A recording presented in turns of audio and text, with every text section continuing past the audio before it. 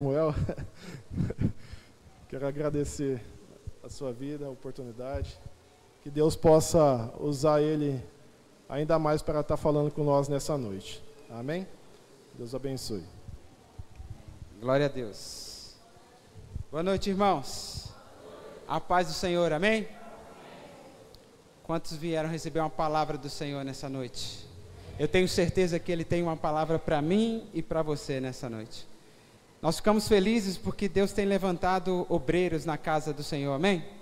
Agradecer o Emerson pelo trabalho de hoje. Deus te usou e continue te usando poderosamente. E queria pedir para os irmãos continuar neste espírito, nesta unção. Não perca, não se distraia. O que Deus começou a fazer desde a abertura do culto, no louvor, nas ofertas, na oração, no derramar aqui no altar, o Senhor vai continuar na sua palavra, amém? Em nome de Jesus, gere uma expectativa no seu coração nessa noite. Você não veio aqui apenas para cumprir um calendário, cumprir um compromisso, que você tem que vir na igreja, não. Você veio se encontrar com o Rei dos Reis, o Senhor dos Senhores. E Ele está aqui nessa noite, amém? Abra sua Bíblia comigo no Evangelho segundo Marcos, no capítulo 2. Nosso pastor Fernando retorna das férias agora na terça-feira, né? E já na quinta ele já estará conosco, e no domingo na Santa Ceia também estará conosco, amém, queridos?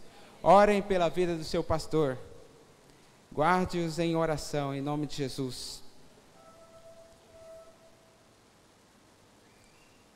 A palavra do Senhor diz assim, Marcos capítulo 2, a partir do verso 1. Dias depois entrou Jesus de novo em Cafarnaum. E logo ocorreu que ele estava em casa. Repita comigo, ele estava em casa. Ele está aqui nessa noite, amém, queridos? E onde ele está, algo tem que acontecer. Muitos afluíram para ali, e tantos que nem mesmo junto à porta eles achavam lugar. Anunciava-lhes a palavra. Alguns foram ter com ele, conduzindo um paralítico, levado por 4 homens, e não podendo aproximar-se dele, por causa da multidão, descobriram o eirado, no ponto correspondente ao em que ele estava, e fazendo uma abertura, baixaram o leito que jazia o doente. Vendo-lhes a fé, Jesus disse ao paralítico: Filho, os teus pecados estão perdoados. Mas alguns dos escribas estavam assentados ali e arrazoavam em seu coração: Por que fala deste modo? Isto é blasfêmia. Quem pode perdoar pecados, senão um, que é Deus? E Jesus, percebendo logo, por seu espírito, que eles assim arrazoavam, disse-lhes: Por que arrazoais sobre estas coisas em vosso coração? Qual é mais fácil, dizer ao paralítico: Estão perdoados os teus pecados? Ou dizer: Levanta-te, toma o teu leito e anda? Ora, para que saibais que o Filho do Homem tem sobre a terra autoridade para perdoar pecados, disse ao paralítico: Eu te mando, levanta-te, toma o teu leito, vai para a tua casa. Então ele se levantou e no mesmo instante, tomando o leito, retirou-se à vista de todos. E a ponto de se admirarem todos e darem glória a Deus, dizendo: Jamais vimos coisa assim. Feche seus olhos por mais um instante. Pai, nós estamos diante da tua palavra, Deus. Tua palavra que é a verdade, tua palavra que é alimento, tua palavra que transforma, Senhor. Em nome de Jesus, que nós possamos ouvir nessa noite somente a voz do teu Espírito.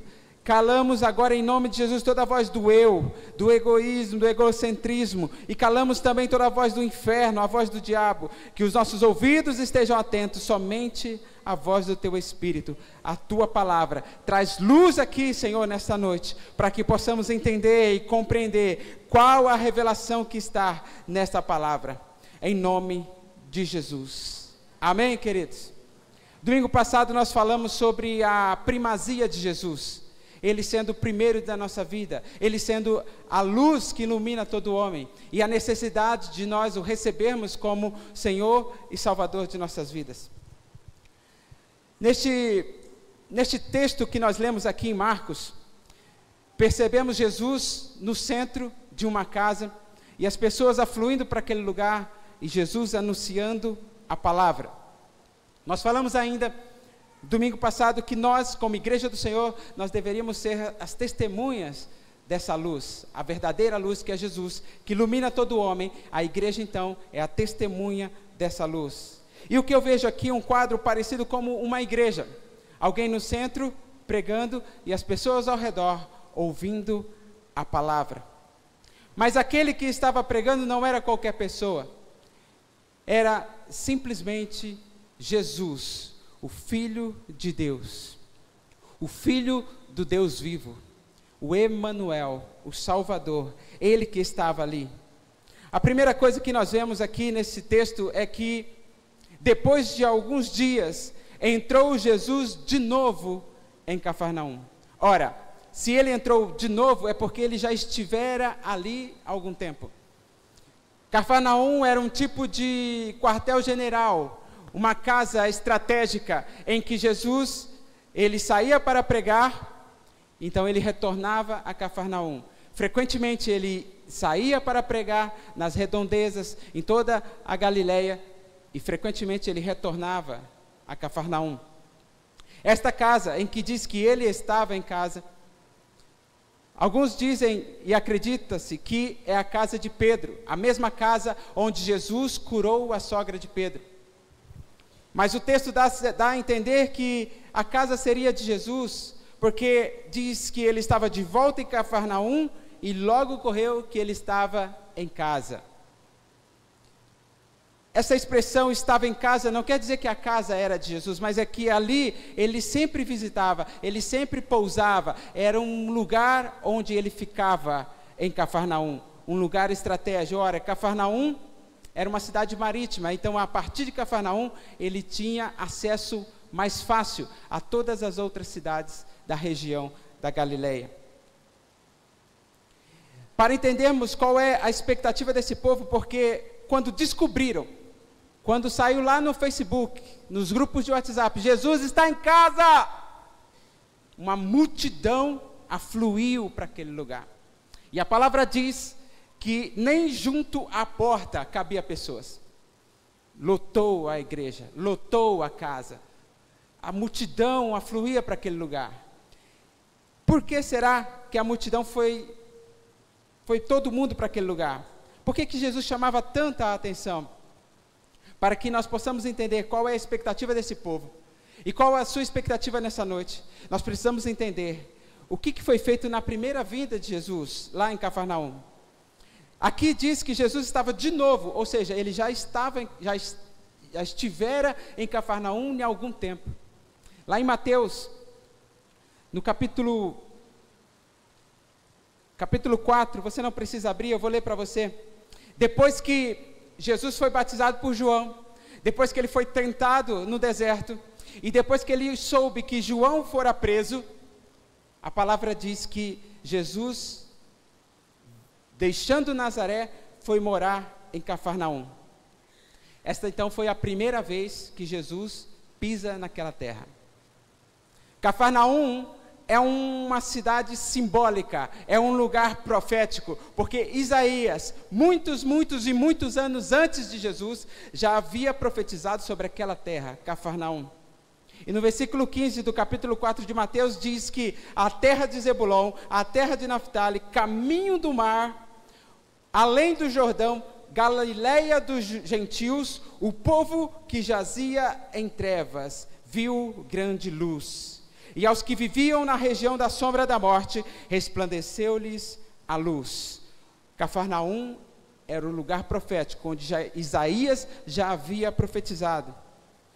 Primeira coisa que nós entendemos, por que Jesus ia para Cafarnaum? Primeiro, para que se cumprisse a palavra do Senhor, para que se cumprisse a profecia de Isaías, dizendo que o Filho do Homem, o Messias, ele deveria chegar naquela terra, numa terra em que jazia em trevas, onde as trevas cobriam toda aquela terra, e ele, a verdadeira luz, deveria brilhar naquela terra. Homens que jaziam em trevas viram uma grande luz. E o que aconteceu nessa primeira vinda de Jesus a Cafarnaum? Ele curou a sogra de Pedro. No capítulo 1 de Marcos ainda diz que houve muitas curas, ali a partir do verso 32, havia muitas curas, trouxeram de toda a região enfermos, endemoniados, toda a cidade estava reunida, e Jesus curou os doentes de toda sorte de enfermidade, e também expeliu muitos demônios. Isso tudo aqui, esse movimento, esses sinais, esses prodígios, o início do ministério de Jesus em Cafarnaum, ele determina agora a motivação dessa multidão. Ele determina agora a expectativa dessa multidão em ouvir novamente Jesus. Se ele veio para cá, se ele pisou nessa terra e fez muitos milagres, fez sinais e prodígios, curou enfermos, expulsou demônios. A palavra diz que, se fala sobre Cafarnaum e Sodoma, diz assim, que se em Sodoma tivesse ocorrido os mesmos milagres que ocorreram em Cafarnaum, Sodoma não teria sido julgada, Sodoma não teria sido condenada. Olha para você ver o quanto de milagres que ocorreram naquela cidade, Cafarnaum. Então, é natural que a casa estava cheia, porque souberam, opa, Jesus está de novo em casa. E aquela multidão gera uma expectativa. Quando você vem para o culto, aos domingos, de novo, um novo domingo, um novo culto de ensino, um novo culto da palavra, um novo culto de louvor, um novo culto de celebração, um novo culto de jovens, qual é a tua expectativa? Eu estava, por muito tempo, eu prego essa palavra, e eu falava que, por muitas vezes, não acontecem as coisas na nossa vida, não acontecem os milagres, porque muitas vezes Jesus não está em casa. Porque Jesus é quem opera o milagre. Então, se Jesus está em casa, vai acontecer. E se Jesus não está, não vai acontecer. Mas o que o Senhor falou comigo nessa tarde, nessa semana, sobre essa palavra, é que a questão não é se Jesus está ou não, a palavra é verdadeira e é fiel. Ela diz assim, onde 2 ou 3 estiverem reunidos no teu nome, no seu nome, ali ele se faz presente. Então, o problema não está em Jesus. Jesus se faz presente aqui nessa noite, amém? A questão é, qual a sua expectativa? Como que você vem para a igreja para se encontrar com Ele? Você pode imaginar comigo uma casa? Imagino que não seja uma casa tão grande. E pessoas, homens, mulheres, crianças. Talvez eles repetiram o mesmo público da primeira vez, enfermos, endemoniados, todos afluindo para o mesmo lugar, aquela multidão se apertando, e Jesus anunciando a palavra. O que eu vejo aqui, irmãos, é uma multidão sedenta, é uma multidão com fome, é uma multidão necessitada, por isso que eles afluíam para aquele lugar, por isso que eles queriam Jesus. Mas o que eu vejo aqui Jesus fazendo na igreja, mesmo com a expectativa do nosso coração, talvez você veio com a expectativa hoje aqui, querendo uma bênção, um milagre, um sinal, uma porta aberta. Mas a primeira característica de uma igreja saudável é uma igreja que anuncia a palavra. Jesus estava de novo em casa. Jesus nunca falta no compromisso. Jesus é fiel, amém? É numa reunião lá na sua casa com seu marido, com a sua esposa, com seus filhos, Jesus estará lá presente. É numa reunião de célula, no grupo familiar, Jesus está presente. Ele não falta. É no culto deste de domingo, Jesus está presente. Ele não falta. Nós faltamos. Nós escolhemos domingo para vir à igreja.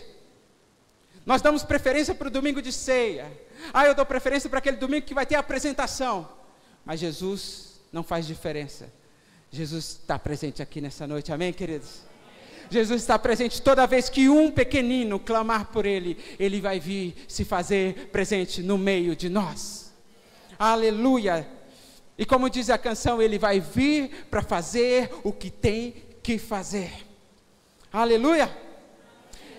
E aquela multidão, talvez empurrando, apertando, nas portas, nas janelas, querendo ouvir o mestre. Jesus não se impressionou com a multidão. O que Ele fazia? Anunciava-lhes a palavra. Eu imagino que palavra seria essa. Lá em Mateus, no começo do seu ministério, diz que quando ele, logo depois de ser tentado, ele foi para a região da Galileia, justamente ali na região de Cafarnaum, e disse assim, começou a anunciar o evangelho, dizendo, o reino de Deus está presente, o reino de Deus já chegou no meio de nós, arrependam-se, porque o reino de Deus se faz presente. Esta era a palavra de Jesus. Jesus curava enfermos? Sim. Jesus expulsava demônios? Sim. A expectativa daquele povo, não sei, talvez eles queriam ver mais sinais e prodígios? Sim. Mas qual era a mensagem que era pregada naquela noite, naquela tarde ou naquela manhã, naquela casa, naquela igreja? Era, arrependei-vos, porque é chegado a vós o reino de Deus. A prioridade de Jesus era anunciar a palavra de Deus. Versículo 3 diz assim, alguns foram ter com ele, conduzindo um paralítico. Pensando no desenho igreja, não é? Alguém pregando, a multidão reunida, ao redor da palavra. Nós temos aqui pelo menos 3 tipos de pessoas que foram para aquele lugar. Temos a multidão que afluiu, porque ouviu que Jesus estava em casa, então a multidão foi. Nós temos estes aqui, alguns foram ter com ele, levando um paralítico. E nós temos, no versículo 6, diz que alguns escribas estavam assentados também naquela reunião.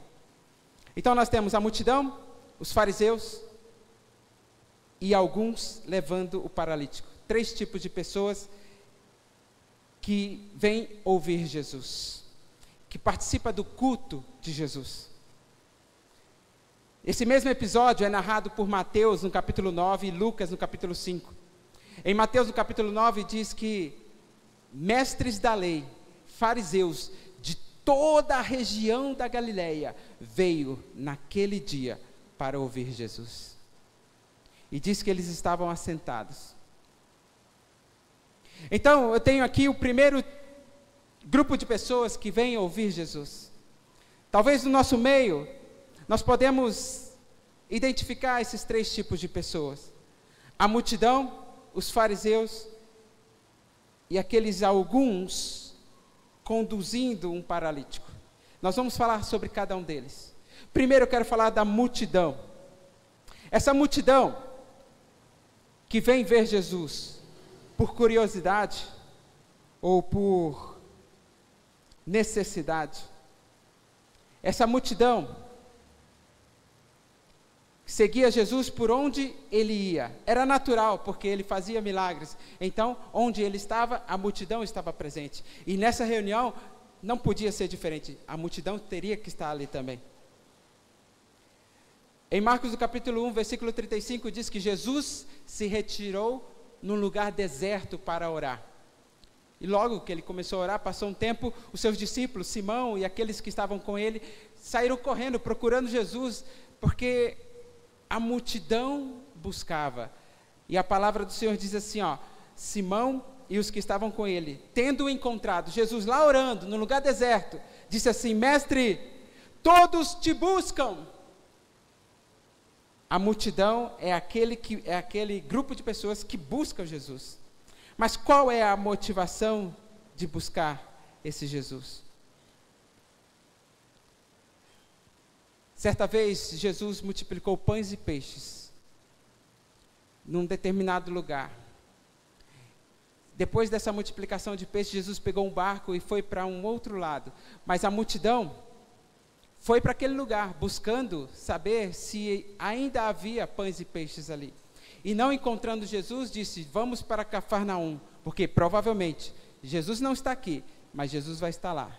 E quando a multidão chega a Jesus e pergunta, Jesus, nós estávamos te procurando, onde você estava? Jesus fala assim para ela, vocês não me procuram por causa de mim, mas vocês me procuram por causa do pão e do peixe. Jesus repreende a multidão. A multidão é um tipo de pessoas que querem receber de Deus e querem a bênção de Deus, mas não se preocupam com o abençoador. Nós cantamos uma canção aqui hoje dizendo, eu não vim atrás de bênção. Talvez nesse momento que nós estávamos cantando, nós estávamos dizendo, eu não sou essa multidão. Eu não sou essa multidão gananciosa. Eu não sou essa multidão que só vem atrás de bênção. Eu não sou essa multidão que só pensa no seu umbigo. A multidão afluiu para aquele lugar e nas portas não se achava um lugar. Ou seja, a multidão é aquela que fica na porta, observando o que vai ter hoje, o que vai servir hoje, qual é a bênção de hoje, qual é a palavra profética de hoje. Ah, eu preciso de uma palavra, eu preciso de uma bênção. Ah, então eu vou visitar aqui, então eu vou visitar ali, eu vou ali porque tem um homem de Deus, ele vai falar comigo. Uma multidão que vive atrás de bênção. Uma multidão que fica à porta, ali, apenas observando, de longe, não tem compromisso. Está ali só por causa do movimento. Ela admira os sinais, ela aplaude até, fica admirada com o poder, mas ela não se envolve com o poder. Ela não entra no poder, ela fica na porta. Talvez o paralítico aqui não é aquele que desceu pelo telhado na cama. O paralítico aqui é a multidão. Porque ela roda, roda, roda atrás de bênção e não sai do lugar. Corre, corre, corre atrás de uma palavra, de uma bênção, de uma oração. E não sai do lugar. Além de não sair do lugar, ela impede outros de se achegarem. O caso da mulher do fluxo de sangue. A multidão comprimia Jesus, a multidão apertava Jesus. E aquela mulher teve dificuldade de chegar até Jesus.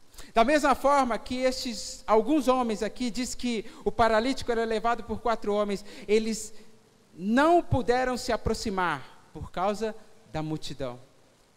A multidão, além de ficar somente atrás de bênção, ela fica no meio do caminho, na porta, impedindo outros de se achegarem. Ela fica ali admirando, mas não consegue chegar e impede outros de chegar. O cego Bartimeu gritava, Jesus, filho de Davi, tem misericórdia de mim. Da mesma forma que a mulher de fluxo de sangue tinha uma expectativa correta, se eu tocar na orla das suas vestes, serei curada. O cego Bartimeu também tinha certeza, uma convicção de que se Jesus tocasse nele, ele seria curado. Mas entre Jesus e ele, tinha uma multidão. E a multidão repreendia, dizendo, cale-se, ele não vai te ouvir. Olha um monte de gente que tem aqui, cale-se. Ei, o seu problema é apenas um só, no meio de tantos. Mas ele não desistiu, ele clamou, Jesus, filho de Davi, tem misericórdia de mim. E quando este clama a Jesus, quando este empenha a sua expectativa em buscar a Jesus, ele rompe a multidão, ele chega até Jesus. A multidão, ela tem o seu papel de ficar na porta, nos corredores, fazendo intriga, conversinhas fiadas, fofocas. Mas nessa noite eu tenho uma palavra para você. Jesus quer te tirar do meio da multidão. Jesus não quer te tratar como multidão. Jesus te conhece pelo nome. Foi Ele quem te formou, foi Ele quem te fez. Ele conhece as suas emoções e os seus sentimentos. Ele sabe do que você precisa e por que você está aqui nesta noite. E Ele quer te tratar de um relacionamento pessoal, não como multidão. Multidão não entende. Quando Jesus falava de parábolas, a multidão ficava perdida. Então somente aqueles que se achegavam a Jesus perguntavam: Jesus, o que o Senhor quis dizer com isso? Então Jesus explicava a parábola intimamente, face a face, no discipulado pessoal. Nessa noite, o Senhor te convida a sair do meio da multidão, a sair do meio dos falatórios, a sair do meio da média e dar um salto para um relacionamento pessoal, sincero, com Jesus. Ele vai te tratar face a face. Ele te conhece, Ele sabe as suas necessidades. Você não precisa ficar no meio da multidão, você tem acesso liberado. O véu foi rasgado de alto a baixo. Hoje, através do sangue de Jesus, nós temos acesso ao Pai, em nome de Jesus, amém? Amém. Saia do meio da multidão e venha para a intimidade de Jesus. Aleluia. Outro grupo que estava presente ali, os fariseus assentados. Olha só, a multidão na porta, os fariseus sentados. Pode continuar sentados, viu, irmão? É só uma analogia. Tem aquela parábola, né, do fariseu que ele procura os primeiros lugares e ele chega ali no altar e diz: Senhor, obrigado porque eu não pequei, obrigado pela minha santidade, obrigado porque eu sigo a lei na risca. Obrigado, Senhor, porque eu sou santo. Este é o fariseu. Aquele que vê o cisco no olho do irmão, mas não olha a trave que está nos seus olhos. O fariseu é aquele que fica sentado, analisando. Eles estavam ali, não para ouvir a palavra de arrependimento de Jesus estava pregando. Ele estava ali para poder pegar Jesus num pulo, para pegar Jesus no calcanhar e dizer: opa, isso aí é blasfêmia. Opa, isso aí não está na lei. Eles estavam ali para analisar. O grupo de fariseu, ele está presente na igreja. Ele é aquele que fica analisando se o louvor afinou ou desafinou. Se o pregador pregou uma palavra dentro daquilo que se esperava, ou ele desafinou também. O fariseu está ali na igreja para dizer: está faltando papel no banheiro, mas ele mesmo não coloca o papel no banheiro. As cadeiras têm alinhadores, mas parece que está desalinhada. Esse é o fariseu. O fariseu, ele vem para a igreja para ficar olhando, observando, criticando. Assim como a multidão, também fica só observando. Mas o contrário da multidão. A multidão critica abertamente no meio do povo, fala daquilo que está cheio o seu coração. O fariseu é diferente. O fariseu tem conhecimento da palavra. O fariseu, ele pega no escondido. Ele te puxa para o canto no corredor e começa a falar, a semear contenda, semear intriga, dizendo: olha, você viu o que aconteceu no culto ontem à noite? Você viu aquela irmãzinha? O fariseu é aquele que fala escondido, ele não se apresenta. Ele se esconde atrás de uma santidade aparente. Ele se esconde atrás, ele parece que é, mas não é. Ele tem os trejeitos daqueles que são, mas ele não é, ele mesmo não é. Ele critica o pecado do irmão, critica o pecado do pastor, mas ele mesmo não olha para o seu próprio pecado. Fariseu, arrependa-se. Fariseu, é preciso você nascer de novo.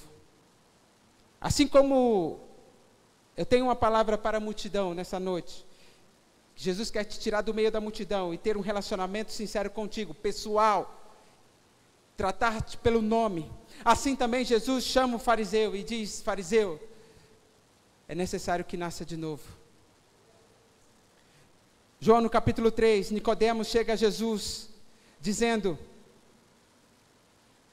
mestre, sabemos que ensinas da parte de Deus, pois ninguém pode realizar os sinais miraculosos que estás fazendo.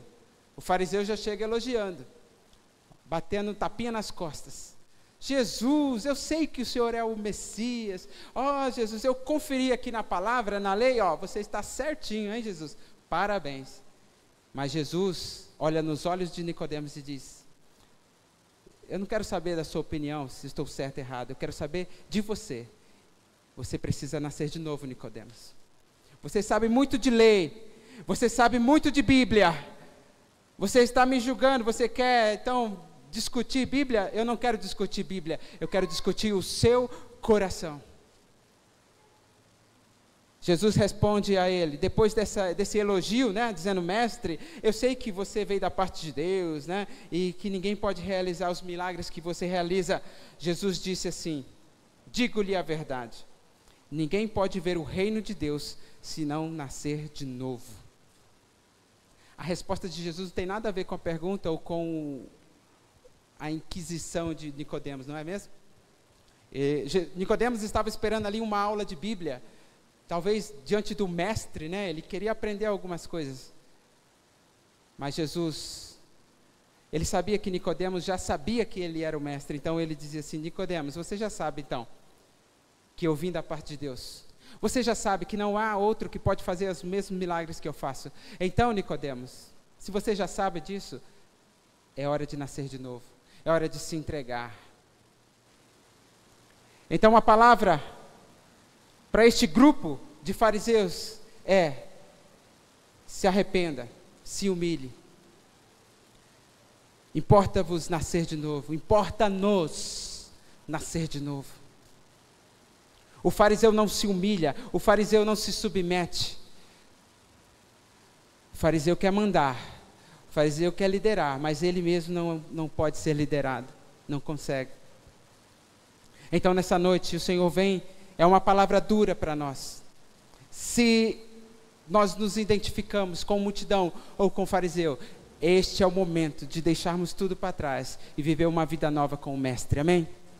Importa-nos, eu me incluo, importa-nos nascer de novo, importa-nos submeter ao Espírito de Deus, submeter ao cabeça que é Cristo, aquele que tem a primazia de todas as coisas, importa-nos submeter. Uma igreja de sucesso é aquela que anuncia a palavra, é aquela que se submete ao cabeça que é Jesus Cristo.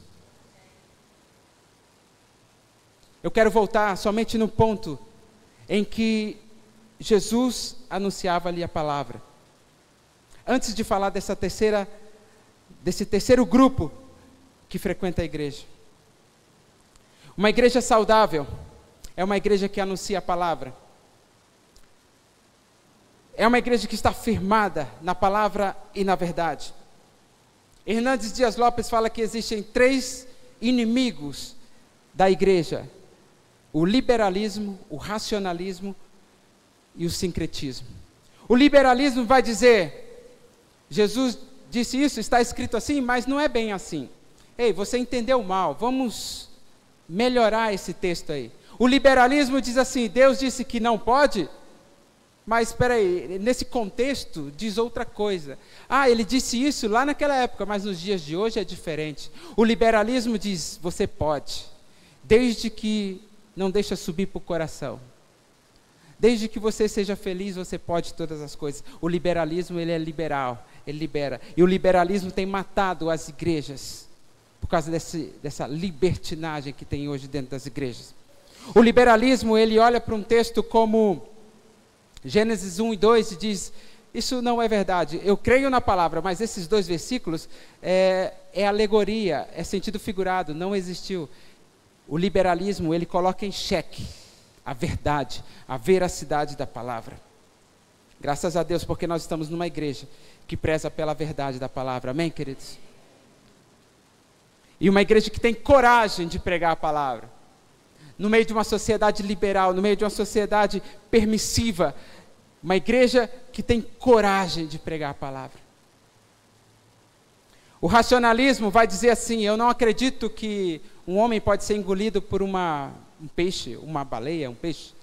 Eu não acredito que um homem possa subir até o 3º céu.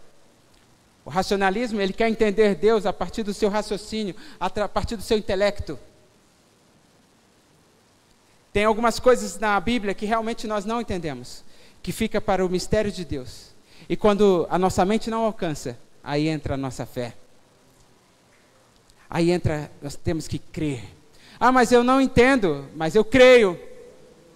Essa é a diferença do cristão verdadeiro, da igreja que prega a palavra.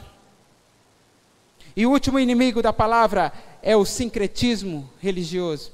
Eu preciso de um óleo, eu preciso de um copo de água para poder crer. Outro dia eu estava falando com um amigo e ele falava assim, você não crê nos santos, né, da igreja? Falei, eu acredito que eles foram santos, né, como nós, tiveram seu papel na sociedade, e hoje nós temos algumas contribuições deles aqui na Bíblia, mas adorar santo, pedir para santo, não, eu peço para Jesus direto, eu tenho acesso direto com o Pai através de Jesus. Mas ele fala assim, mas até o presidente tem seus ministros. Os anjos, nós não adoramos anjos, ou nós não adoramos os santos, nós apenas pedimos para que eles possam pedir para Deus e tudo mais, tá? E ele colocou os santos como ministros de Deus. Eu falei, Deus não precisa de ministro. Quando Deus precisar de ministro, ele deixa de ser Deus. Então o sincretismo religioso, ele precisa de alguma coisa para ver, para segurar, para colocar a sua fé. É um pedaço de papel, um pedaço de pano, é água extraída do Rio Jordão, é o sal grosso de não sei de onde. Ele precisa de um amuleto. Isso tem matado a igreja, isso tem reduzido a fé da igreja a objetos. E o que o Senhor tem para nós, na igreja verdadeira, a igreja saudável, é aquela igreja que prega a palavra.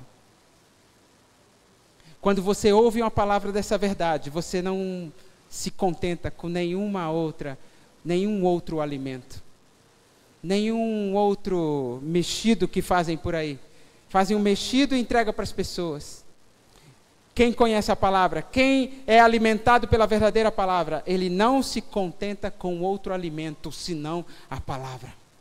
Por isso eu digo que essa igreja é corajosa de pregar a palavra, porque o dia que nós, pastores, obreiros, ministros, líderes, pararmos de pregar a palavra, logo, logo, a igreja vai perceber e vai dizer, eu não como desse alimento.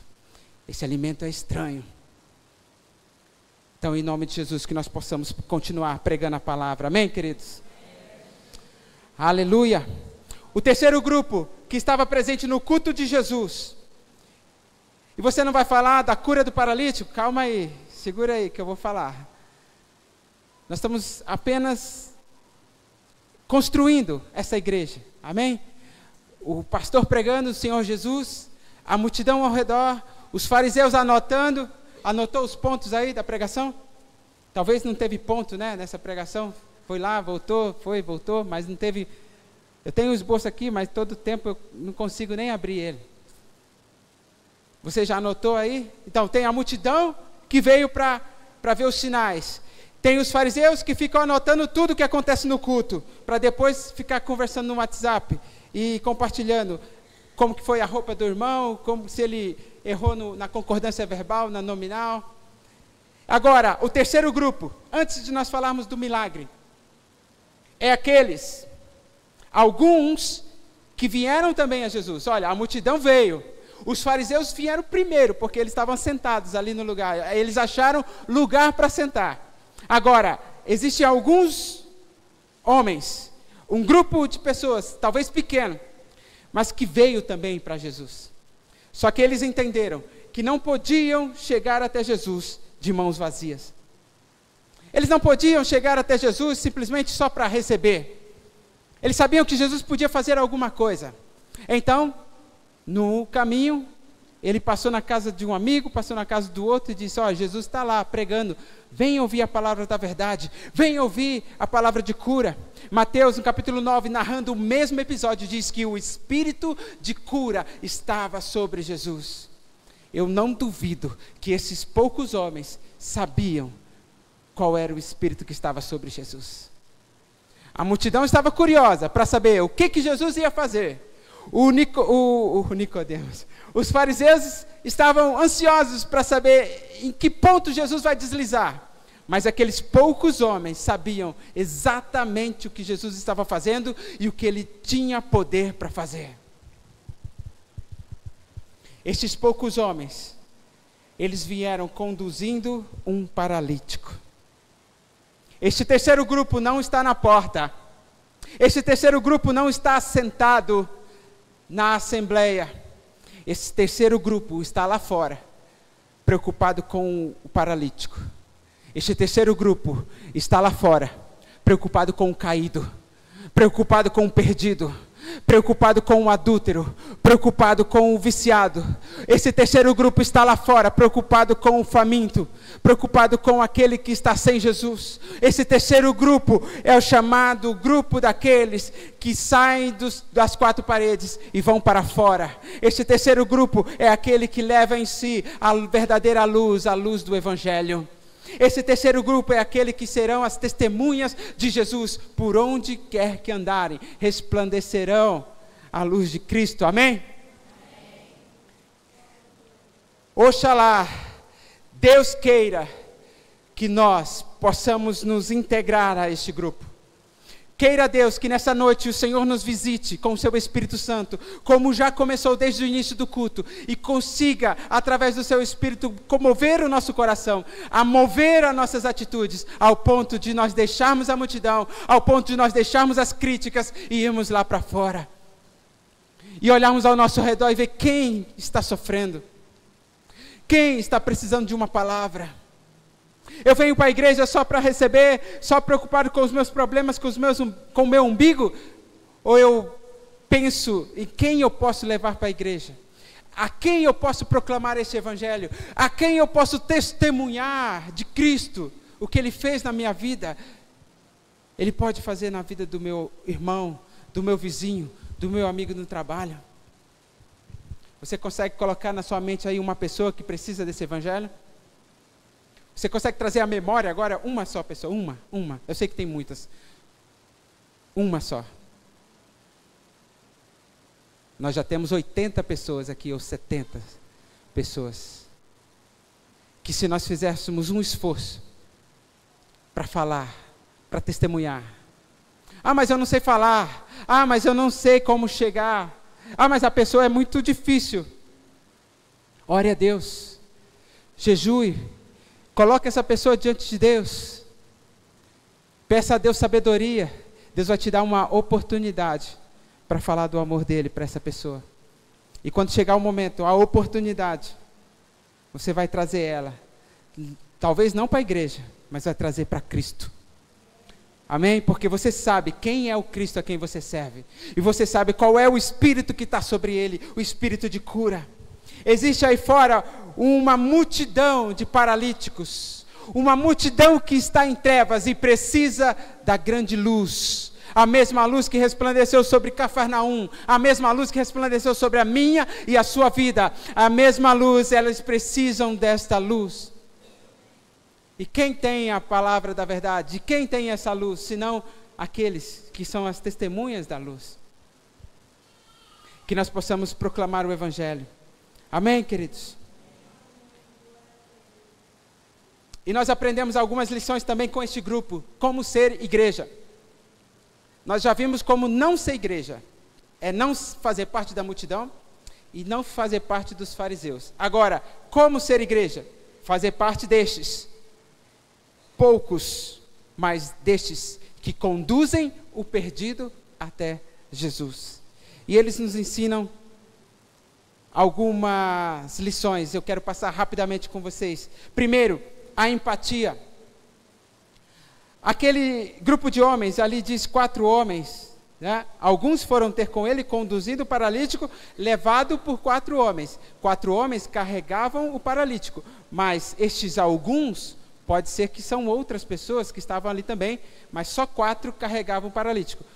Dá-se a entender que existem mais pessoas aqui neste grupo. Eles tiveram empatia com o paralítico. O que é empatia? A empatia é muito mais. A empatia para o mundo é tomar o lugar do outro, não é? Sentir o que o outro sente. Mas a empatia, segundo o Evangelho de Cristo, eu traduzo como compaixão. Amar com dor. Amar sentindo o que o outro sente. Se ele chora, eu choro junto. Se ele está sofrendo, eu sofro junto. Eu não amo somente de palavra, somente de falar, eu te amo, irmão. Jesus te ama e eu também. Por muito tempo esse foi o jargão evangelístico, Jesus te ama e eu também. Será que realmente amamos? Empatia, tomar o lugar do outro. Imagina aquele grupo de pessoas indo para a igreja, todos alegres, vamos ver Jesus. Jesus está anunciando a palavra, glória a Deus, vamos para a igreja. Ele passa e vê o paralítico. E o paralítico não consegue ir, né? Não consegue. Então eles têm a empatia.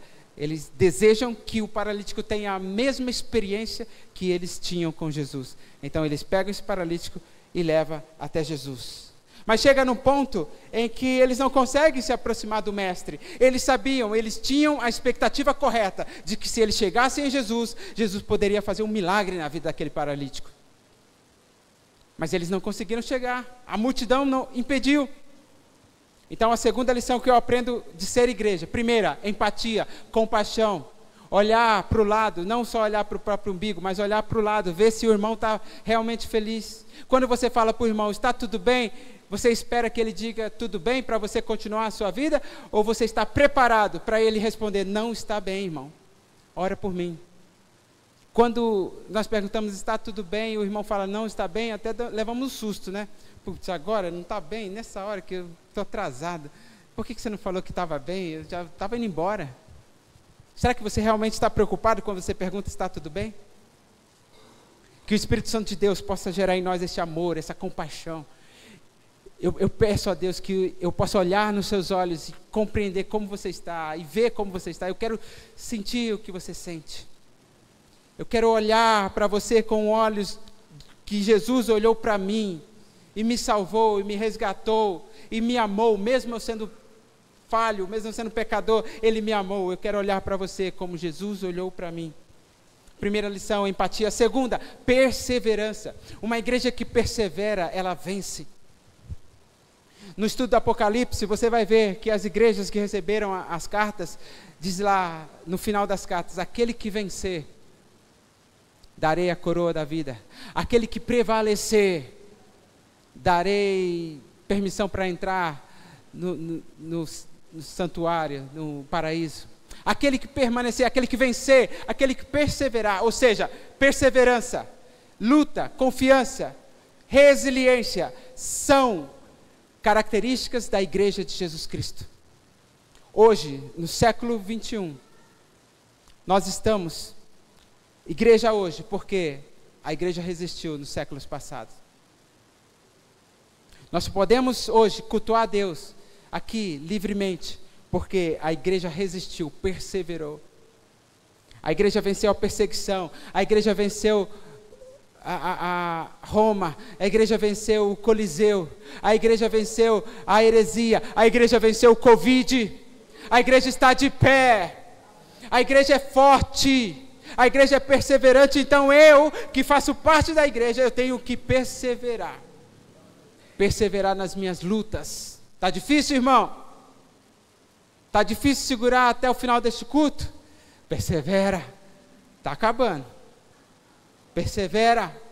Está difícil a luta lá fora, na família, é com o filho. Esse filho está dando muito trabalho, está difícil. Persevera. Característica da igreja. Mas eu não consigo, eu vou desistir. Ei, você não é igreja então. Se você desistir, você não é igreja. Igreja que a igreja prevalece. A palavra do Senhor diz que as portas do inferno não prevalecerão contra a igreja do Senhor. Eu acredito confiadamente de que a mesma característica que está sobre a igreja de Cristo está sobre a minha vida. Nada vai me deter. Pode vir luta, pode vir tribulação, pode vir difamação, pessoas vão falar mal de você, pessoas vão armar armadilhas para você, pessoas vão falar mal de você, vão querer te destruir, mas você faz parte da igreja de Cristo. Aleluia. Uma porta se fecha aqui, outras tantas abrem-se ali. Aleluia. Está difícil, está duro, mas você está aqui, você sobreviveu, amém? Você pode fazer uma retrospectiva de tantas coisas que você já enfrentou. Todas as vezes que nós passamos por alguma dificuldade, eu começo a lembrar de tudo que o Senhor já fez na nossa vida.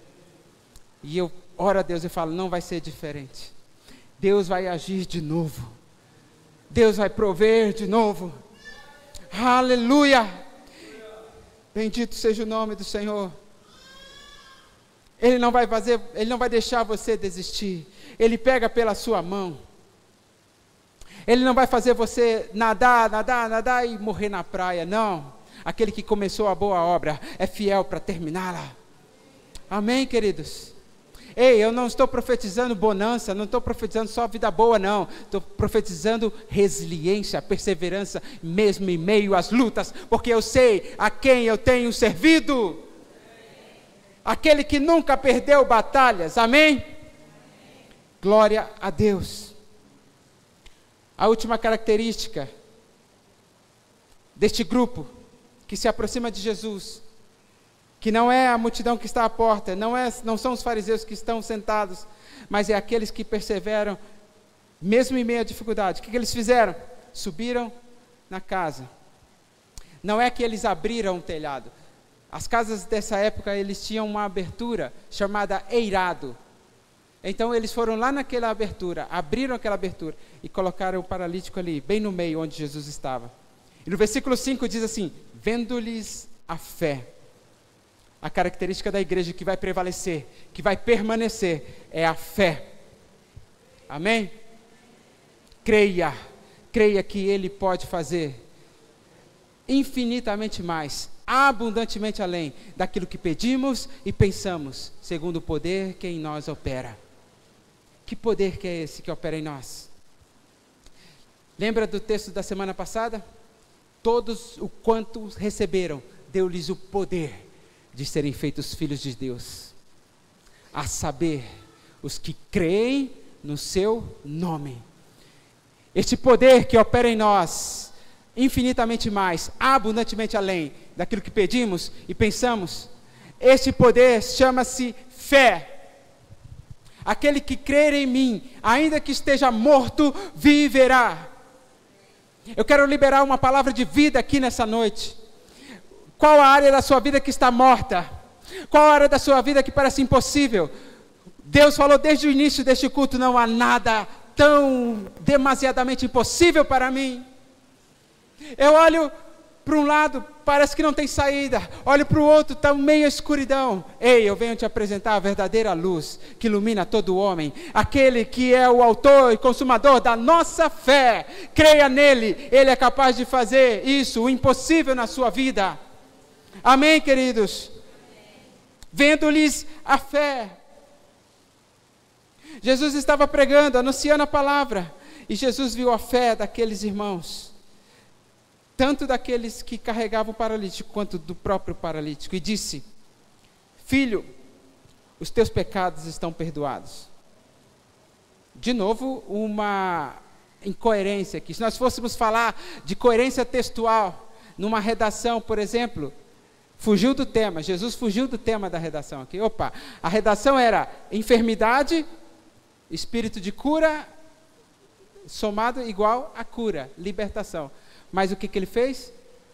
Enfermo, alguém que tem um poder para curar. Ele fugiu do tema, ele falou, perdoados estão os seus pecados.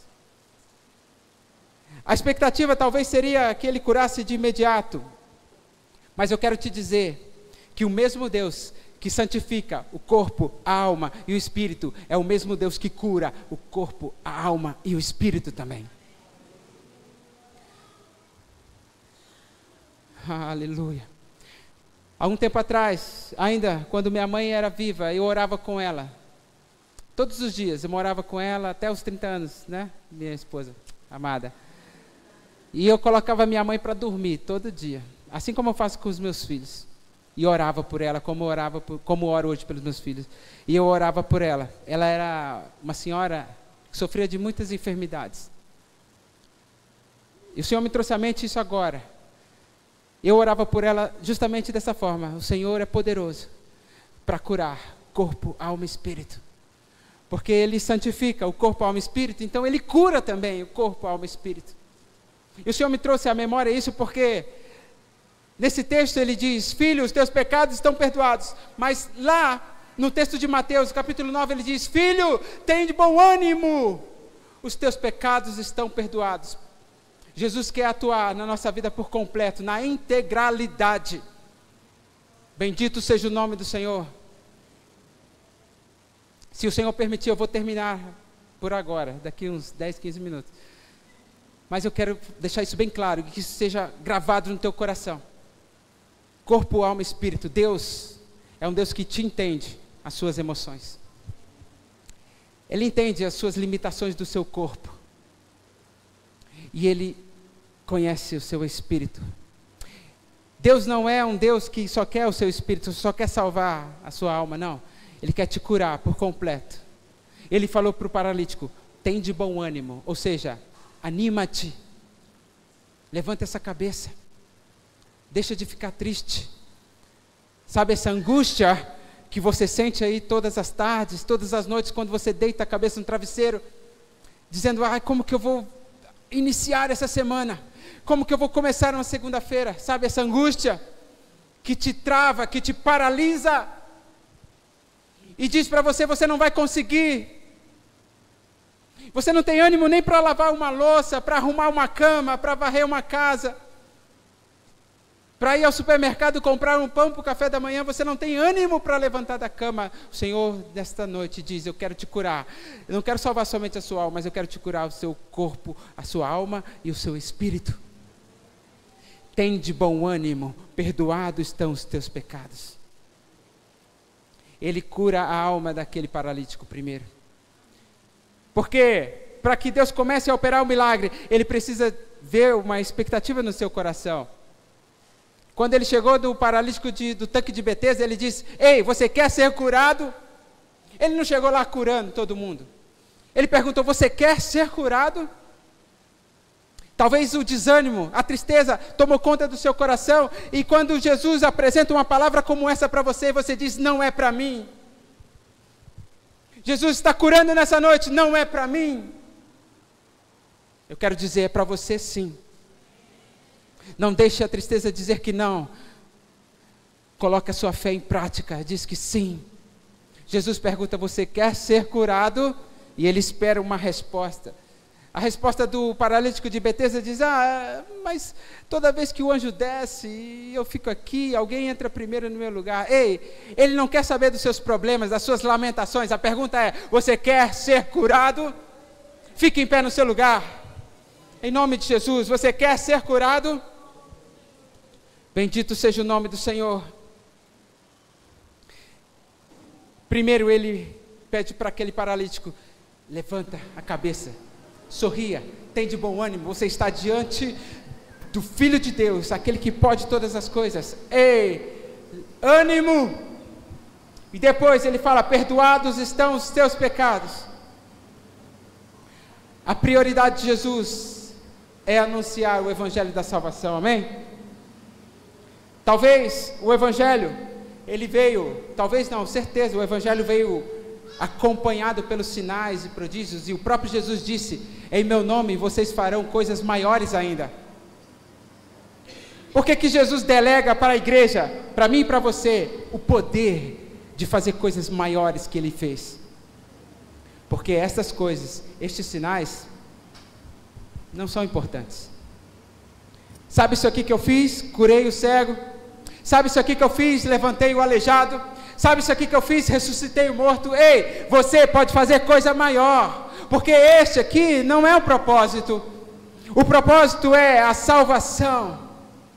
Os milagres, os sinais, os prodígios são apenas sinais que apontam para a salvação. O próprio Nicodemos falou: só quem é de Deus, só o Messias, só o prometido pode fazer o que você faz. Ou seja, os sinais e prodígios que Jesus fez foi para provar que Ele era o Filho de Deus, que Ele era o Messias, o esperado. E Jesus, Ele não está preocupado aqui, não me tome como herege, mas a principal preocupação, não vou dizer que Ele não está preocupado, mas a principal preocupação dele aqui não é a cura do paralítico. Tantos outros paralíticos passaram por Jesus e não foram curados. Quantos homens de Deus morreram com doenças terminais e não foram curados? Porque Jesus escolhe quem cura? Não. A palavra do Senhor diz assim: Jesus falou para o menino, o que estava paralítico: filho, perdoados estão os seus pecados. Mas ele falou para os fariseus, dizendo: para que vocês acreditem que eu sou filho de Deus, para que vocês acreditem que eu tenho poder na terra para perdoar pecados, para que vocês acreditem que eu sou filho de Deus, levanta e anda. Jesus não respondeu o clamor daquele paralítico, até porque o texto não diz que eles pediram alguma coisa. Eles não pediram nada. Jesus não respondeu o clamor do paralítico, mas Jesus respondeu para os fariseus quem ele era. Jesus quer nesta noite aqui, neste lugar, aqui mesmo, Igreja do Nazareno, Campos Elíseos, sair do seu lado. Ele quer te mostrar quem ele realmente é. Eu não sou um bless machine, uma máquina de bênção. Não, eu sou o Senhor Jesus, o Filho de Deus, o Todo-Poderoso, aquele que veio para salvar a tua vida. Coloque Jesus no lugar de honra. Coloque Jesus no lugar que ele deve estar. Não como alguém que simplesmente pode te curar, não como alguém que simplesmente que pode abrir uma porta, não. Coloque Jesus como Senhor e Salvador da tua vida, que te resgatou das trevas, do império das trevas, e te transportou para o reino do Filho do seu amor. Viva na luz de Cristo. Bendito seja o nome do Senhor. Perdoados estão os teus pecados, para que saibais que o Filho do Homem tem poder sobre a terra e autoridade para perdoar pecados. Ele disse ao paralítico: levanta e anda. A minha oração é que o Senhor faça sinais e prodígios nessa noite, para que o Senhor faça um milagre na tua vida, não simplesmente por fazer o sinal, mas para mostrar que ele tem poder para perdoar pecados, para curar a alma, curar o corpo e curar o espírito também.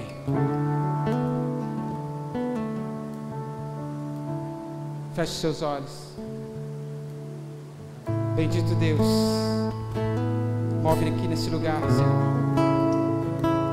O Senhor já moveu desde o louvor, desde a abertura, desde as orações, e nessa palavra o Senhor está jogando luz, e cada vez mais luz sobre essa palavra.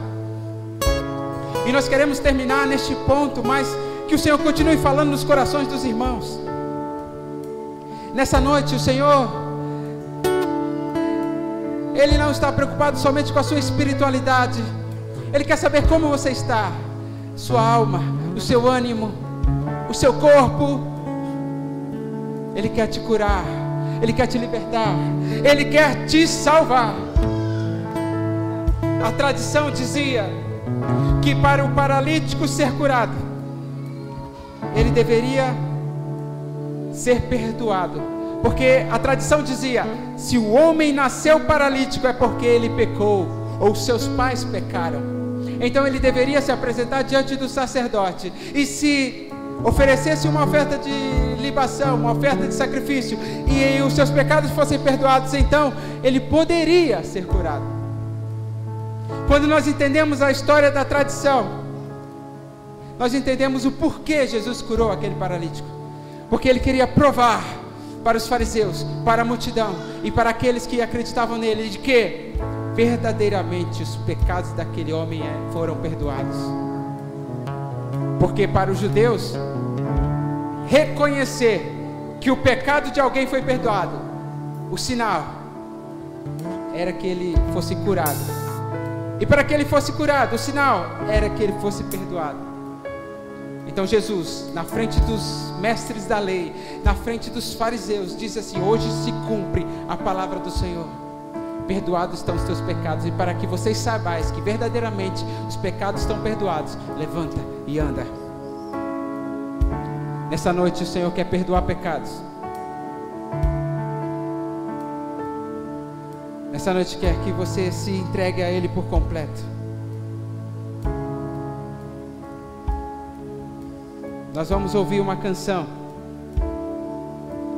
Enquanto ouve-se a canção, eu gostaria que você, que ouviu essa palavra e sentiu no coração o Espírito Santo te tocar, quer vir aqui à frente se entregar para Ele. Talvez você já é salvo, você já recebeu a salvação, mas a sua alma está doente, o seu corpo está doente, você precisa de um toque hoje. O Senhor Jesus veio nessa noite para dizer: eu curo corpo, alma e espírito. Enquanto nós cantamos a canção, você tem a liberdade de tomar o altar para nós orarmos juntos, em nome de Jesus.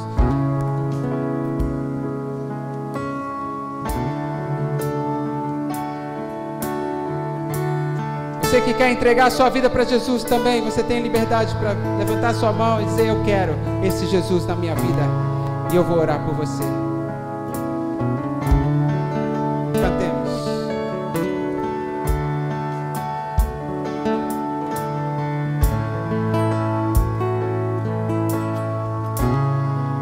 Tens liberdade aqui, Espírito de Deus, Espírito de Deus. Tens liberdade aqui, Espírito Santo, Espírito Santo. Tens liberdade aqui, Espírito de Deus, de Deus. Tens liberdade aqui, Espírito Santo, Espírito Santo. Eu sou tua casa, tua morada, eu sou teu lar. Mude as coisas de lugar, eu sou tua casa, tua morada, eu sou teu lar. Mude as coisas, liberdade aqui, Espírito de Deus, Espírito de Deus. Essa é noite de organização. Organização dos sentimentos, das emoções, aí das coisas do teu coração. Deixe a liberdade do Espírito Santo agir e colocar as coisas no lugar. O altar está aberto. Vem.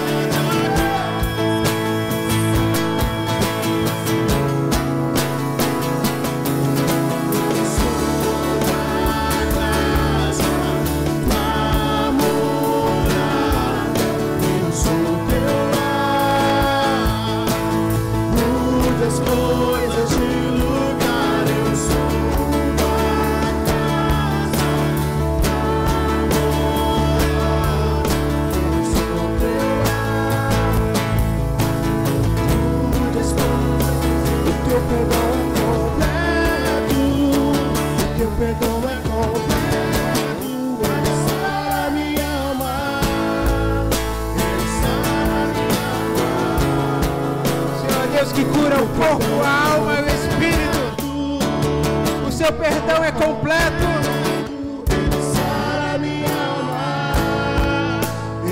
Coloca as coisas no lugar, Senhor. Eu sou tua casa, eu sou teu lar. Mude as coisas de lugar, eu sou tua casa, tua morada, eu sou teu lar. Mude as coisas. O que está te impedindo de se aproximar? O que está te impedindo de se entregar nessa noite? Será que são os olhos das multidões? São os olhos da multidão? Ah, o que eles vão falar se eu me entregar? Deixa a liberdade do Espírito nessa noite aqui, em nome de Jesus. O que está te impedindo de se entregar? Será que são as regras, as leis dos fariseus? O que está te impedindo de se entregar para Ele totalmente? Deixa Ele mover as coisas aí dentro de você. Deixa Ele mover as coisas aí dentro de você.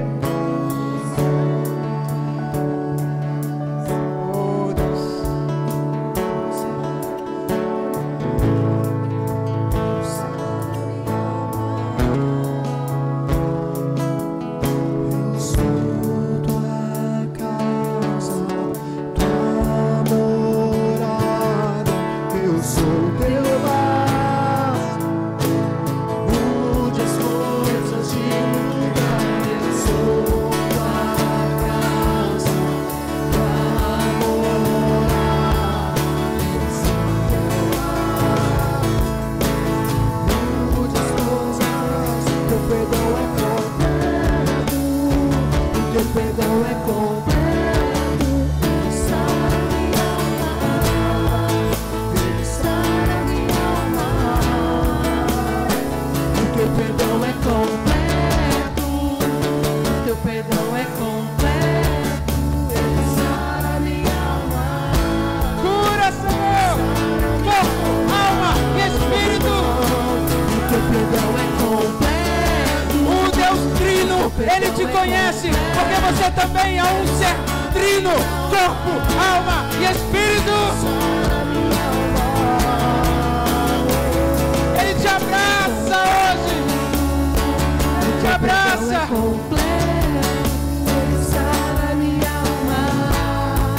O que está te impedindo de fluir? O que está te impedindo de fluir? Será que é o horário, fariseu? Será que é o horário? Está te impedindo? Ei, se abra para Ele! Se abra para Ele!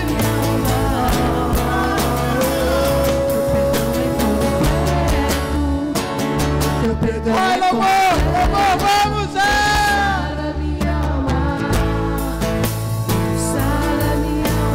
Eu quero sair daqui curado. Eu quero sair daqui curado. Da minha alma, das minhas emoções, do meu espírito.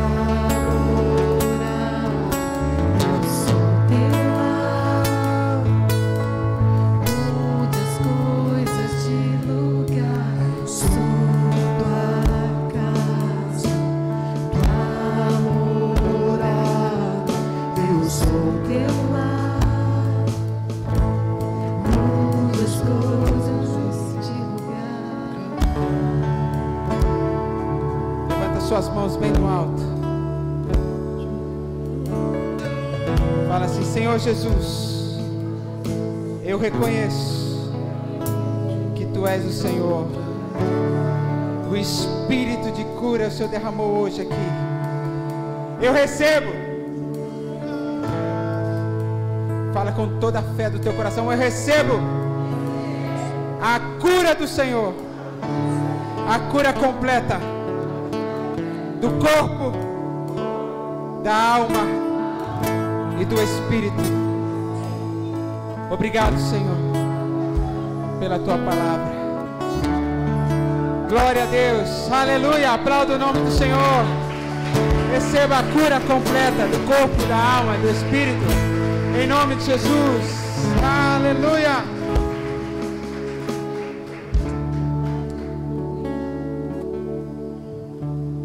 Que essa palavra possa gerar frutos na tua vida, apontar para a eternidade. Não são frutos apenas para uma semana, para um dia, para este culto, não. São frutos para a eternidade. Ele pode curar o teu corpo, mas você pode ficar doente novamente. Ele pode curar a sua alma, mas em algum dia alguém vai te entristecer novamente. Mas quando Ele te salva, o seu nome fica escrito no livro da vida. Ninguém pode apagar. É para a eternidade. Os frutos dessa palavra é para a eternidade. Estenda suas mãos. Nós vamos encerrar. Que o amor de Deus, a graça e as consolações do Espírito Santo, a graça do Senhor Jesus esteja sobre todos nós, hoje e para todo sempre. Que esta palavra possa gerar frutos na nossa vida, no nosso coração, para a vida eterna, para apontar para a vida eterna. O Senhor abençoe a tua casa, a tua família, a tua semana, o teu trabalho, a obra das tuas mãos, tudo que você colocar a mão seja próspero, em nome do Senhor Jesus. Vá em paz, em nome de Jesus, amém. Abraça o seu irmão, dê a paz do Senhor. Estamos cessados em nome de Jesus. O teu perdão é completo, o teu perdão é completo, Ele sara minha